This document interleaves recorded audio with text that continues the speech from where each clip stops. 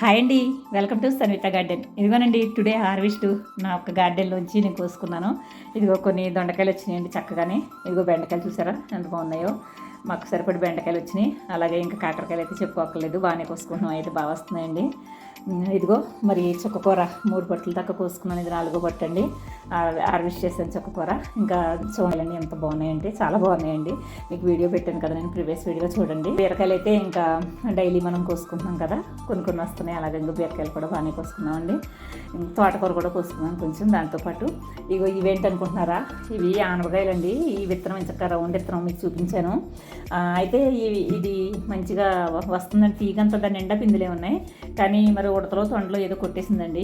కొట్టేసిన తోటి పాపం తీగంతా ఎండిపోయింది. కానీ చిన్న పిందులు ఉన్నాయని కోసేసాను అనమాట. అవి చూసారు కదా, ఈరోజండి టుడే హార్వెస్ట్. ఇది నా హార్వెస్ట్ చూడండి ఎంత బాగుందో. ఓకేనా, మరి చూసి కూడా మీరు కూడా ఆనందించండి.